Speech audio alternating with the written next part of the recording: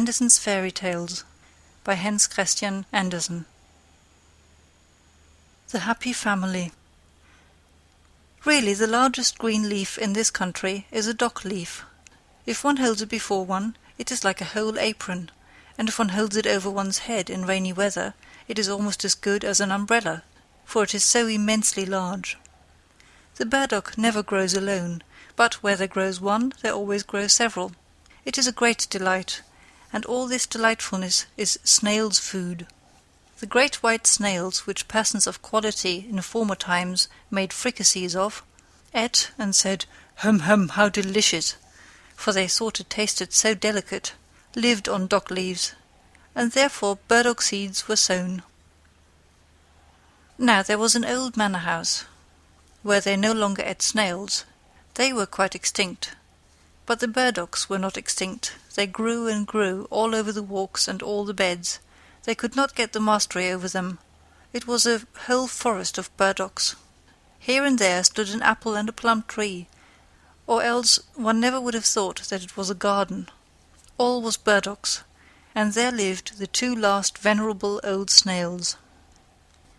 They themselves knew not how old they were, but they could remember very well that there had been many more, that they were of a family from foreign lands, and that for them and theirs the whole forest was planted. They had never been outside it, but they knew that there was still something more in the world, which was called the manor house, and that they were boiled, and then they became black, and were then placed on a silver dish, but what happened further they knew not, or in fact what it was to be boiled and to lie on a silver dish they could not possibly imagine. But it was said to be delightful and particularly genteel. Neither the chafers, the toads, nor the earthworms whom they asked about it could give them any information. None of them had been boiled or laid on a silver dish. The old white snails were the first persons of distinction in the world that they knew. The forest was planted for their sake, and the manor house was there that they might be boiled and laid on a silver dish. Now they lived a very lonely and happy life, and as they had no children themselves, they had adopted a little common snail, which they brought up as their own. But the little one would not grow, for he was of a common family, but the old ones, especially Dame Mother Snail, thought they could observe how he increased in size, and she begged father, if he could not see it, that he would at least feel the little snail's shell, and then he felt it and found the good dame was right. One day there was a heavy storm of rain. "Hear how it beats like a drum on the dock leaves," said Father Snail. "There are also raindrops," said Mother Snail, "and now the rain pours right down the stalk. You will see that it will be wet here. I am very happy to think that we have our good house, and the little one has his also. There is more done for us than for all the other creatures, sure enough. But can you not see that we are folks of quality in the world? We are provided with a house from our birth, and the burdock forest is planted for our sakes. I should like to know how far it extends, and what there is outside." "There is nothing at all," said Father Snail. "No place can be better than ours, and I have nothing to wish for." "Yes," said the dame, "I would willingly go to the manor house, be boiled and laid on a silver dish. All our forefathers have been treated so. There is something extraordinary in it, you may be sure."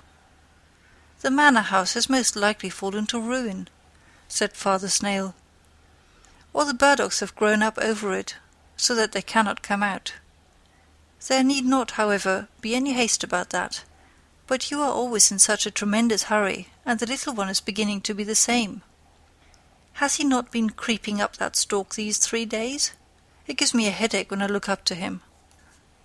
"You must not scold him," said Mother Snail. "He creeps so carefully, he will afford us much pleasure, and we have nothing but him to live for. But have you not thought of it? Where shall we get a wife for him? Do you not think that there are some of our species in the great distance in the interior of the burdock forest?" "Black snails, I dare say, there are enough of," said the old one. "Black snails without a house. but they are so common and so conceited.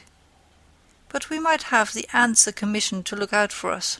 They run to and fro as if they had something to do, and they certainly know of a wife for our little snail." "I know one, sure enough, the most charming one," said one of the ants. "But I am afraid we shall hardly succeed, for she is a queen." "That is nothing," said the old folks. "Has she a house?" "She has a palace," said the ant. "The finest ant's palace, with 700 passages." "I thank you," said Mother Snail. "Our son shall not go into an ant-hill. If you know nothing better than that, we shall give the commission to the white gnats. They fly far and wide, in rain and sunshine. They know the whole forest here, both within and without." "We have a wife for him," said the gnats.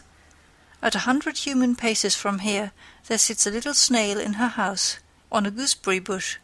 She is quite lonely, and old enough to be married. It is only 100 human paces." "Well then, let her come to him," said the old ones. "He has a whole forest of burdocks, she has only a bush." And so they went and fetched little Miss Snail. It was a whole week before she arrived, but therein was just the very best of it, for one could thus see that she was of the same species. And then the marriage was celebrated. 6 earthworms shone as well as they could. In other respects the whole went off very quietly, for the old folks could not bear noise and merriment, but old Dame Snail made a brilliant speech. Father Snail could not speak, he was too much affected.